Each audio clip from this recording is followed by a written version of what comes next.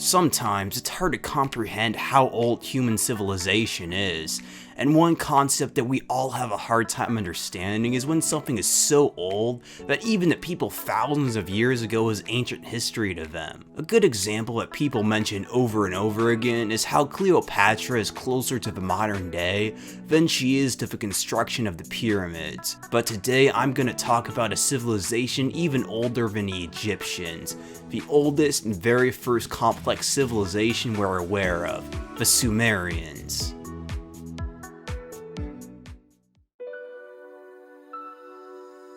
To begin our story, we have to go back a long way, over 7,000 years ago. The Ice Age ended not too long ago, at least relatively speaking, and humans for the past few thousand years had been perfecting farming. Farming was developing in many places all over the world, but the two locations where it saw the most use was the Nile River Valley and Mesopotamia. Now, while we might think of the Middle East as a desolate desert today, this wasn't always the case. Even today, modern Iraq is full of marshes and fertile land, but after thousands of years of soil erosion from intensive agriculture, the region has taken a huge hit. But back thousands of years ago, this region was probably the best place in the world for growing wheat. This extra food led to being able to sustain a larger and larger population, and more people began to focus on other things besides hunting, like pottery, metalworking, domesticating livestock, constructing better houses, and more. With all these advances, more and more people also started to live in one spot. And with all these different people of different professions, these communities began to evolve into the first cities. Sumerian history can be divided into a number of different phases, the first being known as the Ubaid period. This period began around 7,500 years ago and ended 6,000 years ago. During this period, writing didn't exist yet, so most of what we know is either from later accounts from thousands of years later, which come with a lot of embellishments and there's just not a whole lot of them, or from archaeology. We know that during this period, things like canals and irrigation for crops were used, and cities began to take root. The most famous city of this period, and most likely the earliest Mesopotamian city, is known as Eridu. The city supported a population in the thousands, which as of this point in human history was unheard of. The city would later be viewed as being created by the gods and home of the god Enki. Although the city would be overshadowed by other more powerful city-states and was never the home of a powerful empire, it held significant cultural significance, being seen as a holy city. The next period, the Uruk period, is where things start to pick up. More cities started to pop up all throughout the Fertile Crescent, getting bigger and bigger. Kish, Nippur, and most important of this period, Uruk. Uruk was the next center of power in the region after Eridu, and even more importantly, was the home of a new invention, writing. Well, kind of. As of this point, it's more of a pictograph system, but I'll talk more on this and some other Sumerian inventions later. Uruk was the largest city in the world around this time, and was home not to thousands, but tens of thousands of people at its peak. In the final phase of Sumerian proto-history, the Jemdet-Nisar period, governments began to take hold, and proto-writing was getting very close to an actual written language. This phase didn't last as long as the others, only around 200 years, being followed by the first ever period of human history to be recorded, the early dynastic period.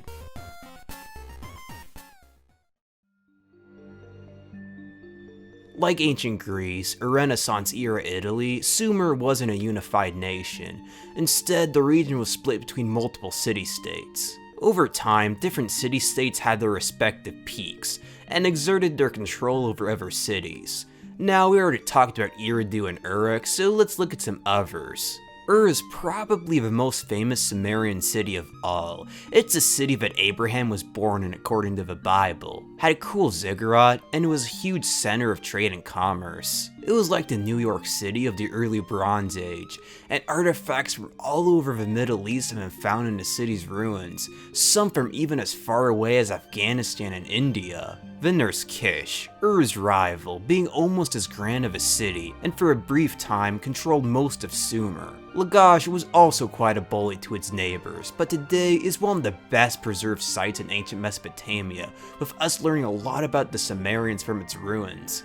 Some other major cities include Nippur, Adab, Umma, Mari, and more. The sheer amount of things the Sumerians invented is just staggering, a lot of which are still used today in some form or another. The wheel, glue, metallurgy, math, legal systems, advanced irrigation, and ziggurats. I always thought ziggurats were underrated, always being overshadowed by pyramids.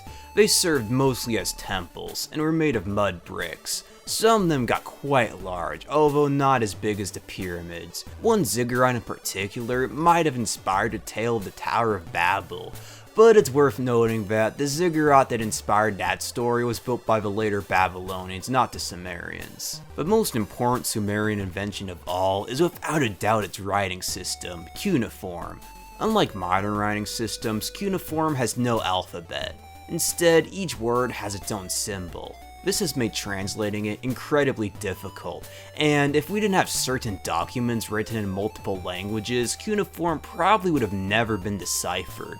Thankfully though it was, and there are a surprising amount of cuneiform tablets that have survived, possibly over 1 million. This is mostly because of these tablets being made out of clay instead of substances that decay fast, like papyrus, paper, or wood. A lot of times when these cities were burnt to the ground, instead of the libraries being destroyed and everything being lost, it only helps make these clay tablets more durable by baking them. Now, not every tablet is some important historical event or story or anything. A lot of them are boring things like transactions or like receipts and stuff like that. But there are some remarkable finds archaeologists have dug up, the most notable being the Epic of Gilgamesh. This tale is about a demigod ruler of Uruk, his adventures of a beast of a friend named Enkidu, and his eventual quest for immortality. The one aspect that when the story was rediscovered shocked everyone was when Gilgamesh meets a man named Utnapishtim about how to become immortal. Utnapishtim then tells a story of how he survived the flood created by the gods to wipe out humanity. Sound familiar? Well, that's because it is. Many things in the story are almost identical to Noah's Ark in the Bible. The Epic of Gilgamesh predates Genesis by over 1,000 years, and on top of that, there are a lot of other Sumerian myths that are similar to the early Bible, leading a lot of scholars to believe that Judaism was heavily inspired by Mesopotamian religions. On the other hand, young Earth creationists believe that since the Sumerians invented writing, they're the first to write their versions of the events down, while the Jews who wrote the true uncorrupted version wrote it down later. But this video isn't supposed to be a religious debate, so I'll let you decide what you want to make of it yourself. Moving away from a serious topic like religion, let's take a look at the oldest recorded jokes in world history, like something which has never happened since time began. A young woman did not fart in her husband's lap. Or you have my personal favorite. A dog walks into a bar and says, "I can't see a thing, I'll open this one." Now, I bet you're wondering what these jokes even mean, and to be frank, no one really knows since it's been thousands of years since they've last been told. I mean, think for a minute of all the jokes that are puns with words that sound like other words, and how most of them wouldn't even work in other languages. Now, just imagine it being translated to a language from a different country thousands of years from now. We just don't have any context to know what the alternate meanings of puns or if a dog opening something could have meant. Our only guess is that it might have meant something sexual. I mean, Sumerian is just such a weird language, which brings us to the biggest mystery of the Sumerians.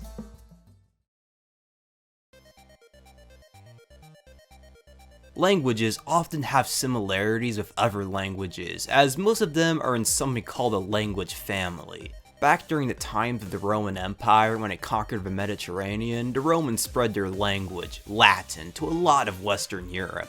But after the western half of the empire collapsed, each region went their own way, and over time Latin evolved into different languages: French, Spanish, Portuguese, Italian, Romanian, and Catalan, among others. These Latin-based languages are all part of a language family, the Romance family. Likewise, almost every language around the world are part of language families. In the Middle East, the majority of languages there belong to the Semitic language family. This includes Hebrew, Akkadian, Arabic, Aramaic, and a few more from as far away as Ethiopia. However, there's one prominent Middle Eastern language that's oddly missing: Sumerian. In fact, Sumerian is what's called a language isolate, meaning that it doesn't belong to a language family at all. Now, other language isolates do exist today, but most of them are in really isolated or mountainous territory. Sumer, though, is in a flat region in close contact with many other groups of people. The Sumerians shouldn't have a language so distinct from everyone else with so much interaction, and yet they do. They were surrounded by Semitic speakers to their north and west. And even stranger yet, to their east lies the land of Elam. They too speak a language isolate completely different than any other. So what's going on here? Well, no one really knows the answer to this question. Some suggest that the Sumerians came from a faraway land and conquered Sumer from the original people living there who did speak a Semitic language, but there isn't really a whole lot of evidence to support this, and it would seem a little weird for some mysterious tribe to conquer a place and then create the earliest civilization. Plus, there doesn't seem to be a whole lot of inconsistencies between the various periods of Sumerian proto-history. Of course though, it's not completely impossible that the Sumerians could be indigenous to the region. Maybe language isolates are a lot more common than previously thought. After all, like I mentioned earlier, the Elamites next door are also a language isolate. There's also the possibility that Sumerian did have a lot more relatives. After all, this is the beginning of world history, so maybe all of its relatives died out before its speakers could write it down. Just to the north of Sumer was the land of Akkad, populated by the Akkadians. They had a somewhat similar culture to their neighbors to the south, but spoke a Semitic language. In the 2300s BCE, a man named Sargon founded the first empire in human history, the Akkadian Empire, conquering all of Mesopotamia, and possibly more because we really don't know a whole lot about early borders in world history, about what they really controlled. So I mean, some even say he could he went all the way to the Mediterranean, some don't. Some even say that he went across the Persian Gulf to places like Bahrain, but we really don't know for sure. But anyway, there's a lot more to the story, but I'll save a lot of it for another video. But just know that for the first time, the Sumerians were conquered by a foreign power. This occupation lasted for hundreds of years, and during that period, the Akkadian language slowly became more and more spoken in Sumer, and the native language began to die out. But the Sumerians would have one last hurrah as the Akkadian Empire collapsed around them. With their independence back, the city of Ur had found its third dynasty, sometimes referred to as the Neo-Sumerian Empire, as it was a revival of their identity. Ur would conquer all of Sumer along with quite a bit of the rest of Mesopotamia. Sure, it wasn't quite as big as the Akkadian Empire, but it was still pretty big for the time. Trade flourished, the arts flourished, first legal code was created, and a lot of stuff was built, ziggurats, palaces, etc. Unfortunately though, this wasn't quite a revival like, let's say, the Renaissance. It was more like the eye of a hurricane. And like the eye of a hurricane, the storm was just about to come back. By the 21st century BCE, Ur was going through a decline. Various city-states started to break away from the kingdom, and in 2004 BCE, Elam and Ur went to war, with Elam obliterating Ur. This defeat marked the end of Sumer, as around the same time, a nomadic people started moving into the region, the Amorites. They took control of the cities, but not being a mass force of destruction and slaughter like you might think. Instead, they set up their own dynasties in the various cities and became the new upper class. Soon after, the Sumerian identity began to permanently die out. Their language was now almost completely dead except for in religious tradition and stuff, and Amorite culture was in the process of merging with Sumerian culture. By the 18th century BCE, the two cultures had mixed together, creating the Babylonians. They would utilize a lot of aspects from their predecessors, their inventions, their gods, and a lot of their stories. In fact, up until almost the time of Christ, certain priests and scholars still learned how to read Sumerian, but by this point Sumer was nothing more than a distant memory, a memory that was soon forgotten. Over the centuries, many of the cities were abandoned due to the rivers drying up around them, then slowly getting buried beneath the sand. By the 1800s, historians thought that Assyria and Babylon were the first civilizations, had no idea of the Sumerians' existence whatsoever. For a while, people didn't even know cuneiform was a written language and thought it was just an art decoration or something.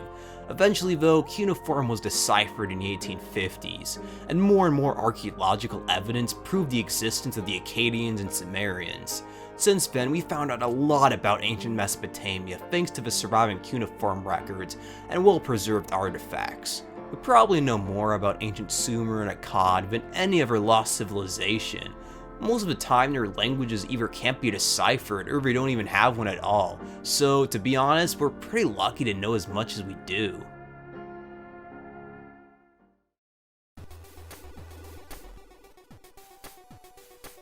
One of the big questions on historians' minds is just what group of people are the closest descendants of the ancient Sumerians.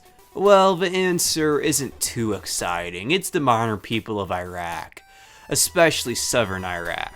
It's kind of unclear just how much Sumerian blood modern Iraqis have, with all the invasions over the years. The Amorites, the Hittites, Assyrians, Persians, Greeks, Romans, Arabs, Seljuks, Mongols, Ottomans, etc. So while it's fairly likely that modern Iraqis have a lot of Sumerian DNA, they probably have quite a bit of genetic makeup from other groups too. One group in particular, though, are most likely the closest descendants of the ancients, the Marsh Arabs. These guys still live a very similar lifestyle to their forefathers in the marshes of Iraq.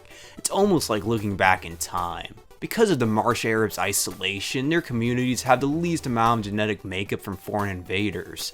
They're a fascinating people, so different than anyone around them, and while we might not be sure how Sumerian they are, I like to think that at least one last remnant of the Sumerians remain. Out of every group of people that have ever lived, the Sumerians have probably contributed the most to humanity. So many things from urban centers, writing, and the wheel would spread across the Western world. But despite all they gave the world, the Sumerians are largely forgotten in pop culture and historical fiction. Heck, I didn't even know they existed until I was a teenager, before learning about them. I used to think that ancient Egypt was the first civilization, and sadly, most people think so too. We might not use their language anymore. Their cities might not make it into any top 10 lists, and we might not worship their gods, but their influence can never be forgotten.